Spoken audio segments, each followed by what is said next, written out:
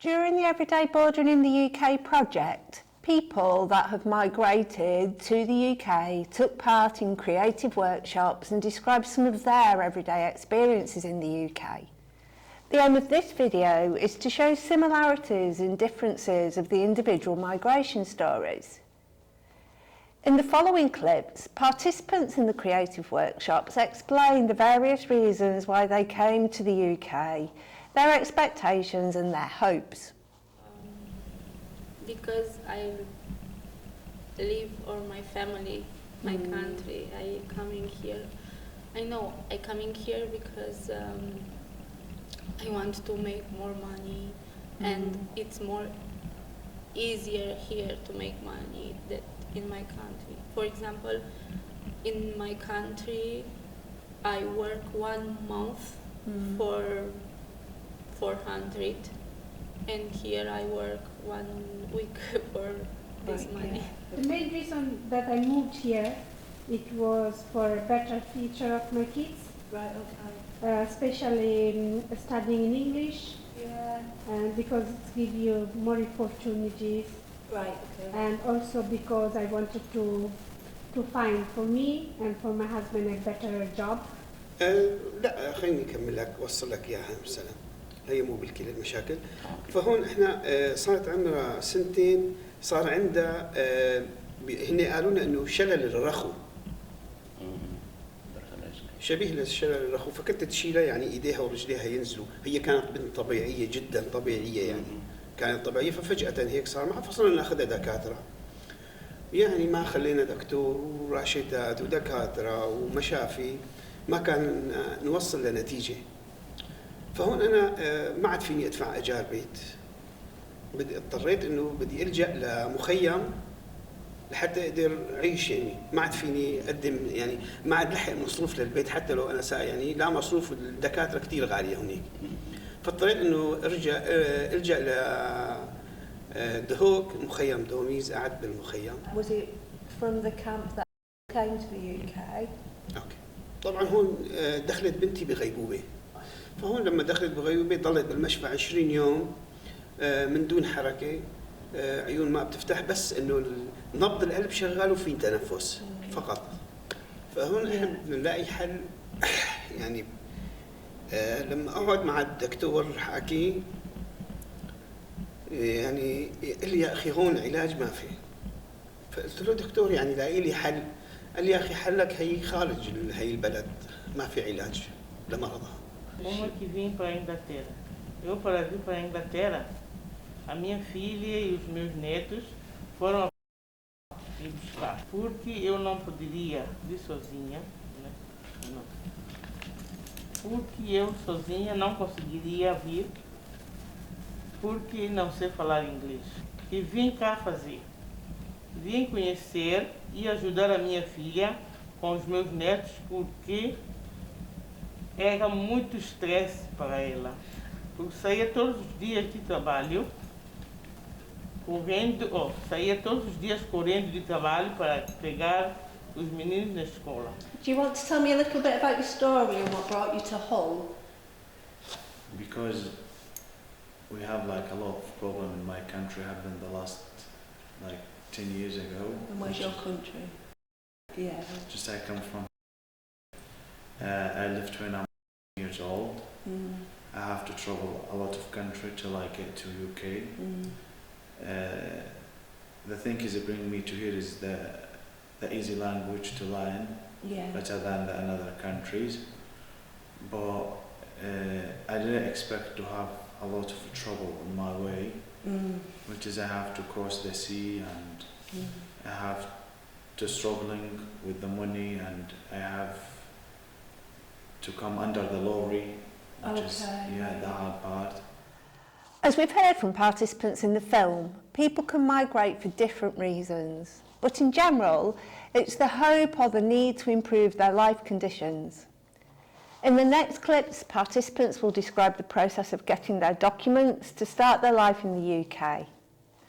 On the basis of the country of origin, some people found this process much more difficult than others. So when you came to the UK, who came with you? Me, my husband, and my daughter.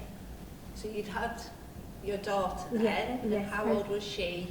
She was maybe 18 months. Right, Around okay. 18 months, yes. Yeah. Yeah. And did you come as an EU citizen then? Yes.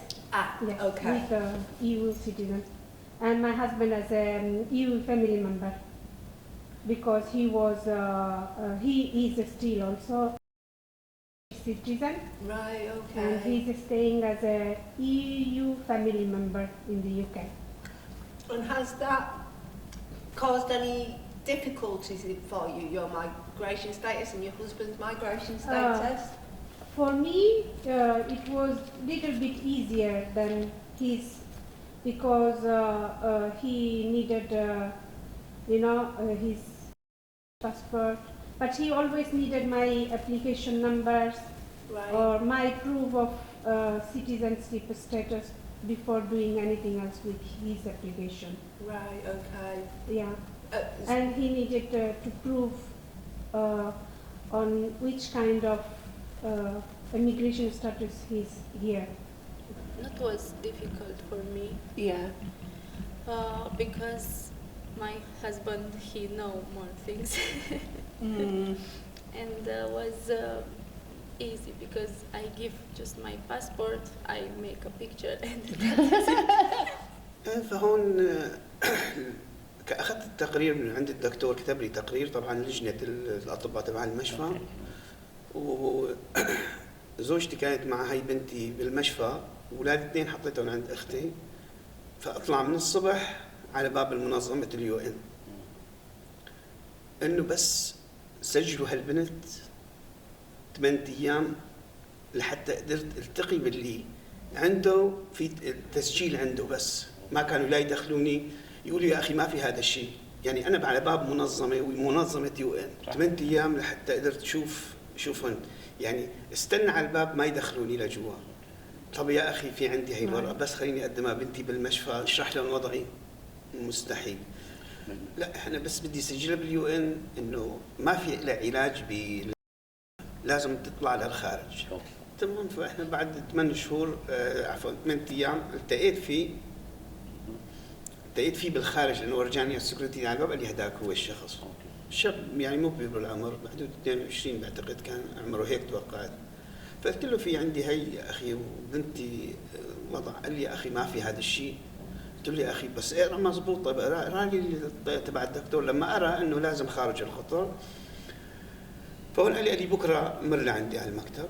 ثاني يوم رحت لعنده، سجل اخذ المعلومات وسجل لي البنت.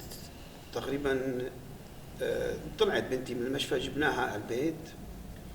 طبعا في على طول اخذها مراجعات وكذا. فبعد شهر اتصلوا فينا انه جيب العائله كامله واثباتاتك السوريه شو عندك، واثبات شو في عندك اوراق طبيه. اخذت العائله، وكانت وقتها بنتي مريضه يعني كثير. طلعت انا والعائله الساعه 9 كانت عندنا المقابله. طبعا كان في معنا مترجم، كانت اللي عم تعمل معنا مقابله بس يعني هي من انو بلد ما بعرف، يعني بتحكي لغتها، هي كانت بتحكي انجليزي بعتقد. كان معنا مترجم. عملت معنا المقابله وصورت الاثباتات واوراق الطبيه، راح الموضوع. طبعا الساعه 5 خلصنا من المقابله، وراحت السنه كلها ما حدا قال لنا الو. فالسنه اللي بعدها اتصلوا فينا، حكت معي باللغه العربيه، حكت معي وحده، قال انه بدكم تجوا وتجيب لي شو في كمان اثباتات معك، وتجيب المريضه وتجيب الاوراق الطبيه تبعها. فهون انه قالتنا طبعا على التليفونات لي انه المقابله تبعيتكم هذيك مرقت عليها السنه من دون ما يصير شيء فالتغت. اوكي. فاحنا رح نعمل لكم مقابله من اول وجديد. طبعا باول مقابله انا نسيت اخبرك انه خبرونا انه نحن رح نقدمكم للدول لنشوف اي دوله بتوافق عليكم. هاي بالمقابله الثانيه. بالاولانيه. فهون كمان رحنا على المقابله على المقابله الثانيه. على المقابله الثانيه ردوا عمل المقابله نفس الاجراءات. فب 2019 بالبدايه اتصلوا فينا، خبروني، اتصل فيني واحد بالعربي قال لي مبروك موافقتك اجت من بريطانيا. When you applied for asylum when you got here? How was the process for you? I have to go to the police station to tell them like I came from outside of the country. The police been searching me, take my ID and my passport, and I've been waiting about maybe like 3 or 4 hours. I don't remember that time because I was asleep all night. Right. I get here like 6 o'clock morning. I went to police station, which is about 8 or 9 o'clock. The police moved me to the prison. Right. I stayed, I don't know, for 1 day or 2 days, I can't remember. Till there is, and that time I think there is an organization called or something like that. Right. That's who look about the refugee. Yeah. Yeah. They took me from the prison. They moved me to another camp, which is I stayed 3 days on it. And where was that? I don't know. You just don't, yeah. No, because it was like it closed. Is it very nice, but closed. You can't leave it as a prison. But there is a lot of things you can have: breakfast, lunch, dinner as well, and there is a lot of games to play. Okay. You have your own room, own bath, everything by yourself, and was really, really clean and nice. So that was better. Yeah, that's the first time when I stayed there 3 days, and I have the first interview there. Right. Yeah, they bring an interpreter for you. Everything was better. I expected, like I said, oh, this is good. Like you feel like you are in heaven. Okay. Good. Yeah. Good. But after that, I moved to. Yeah. That is where I start know where I am. Okay. After I moved to here. Yeah. When I finish, after I get my status, I take a sharing room, not sharing house, which is a room. Yeah. I tried to have a council house. It was difficult to get it. I tried to go to learn English, which is the whole college never give you more than 3 hours in a week. Okay. If you are on the job center will send you to the whole college, and they give you about like 10 hours a week. Okay. Which still is not enough. What was it like at the camping? How was that?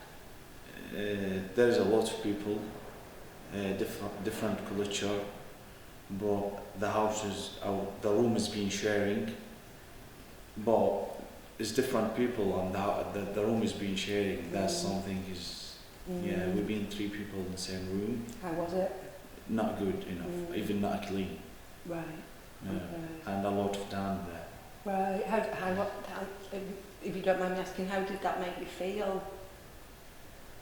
Because it's not like you feel better, because we know we're not going to stay long in this place. Okay. Yeah, maximum we've been like 20 days or 25 days. After that, they move you to the house. Okay. Yeah.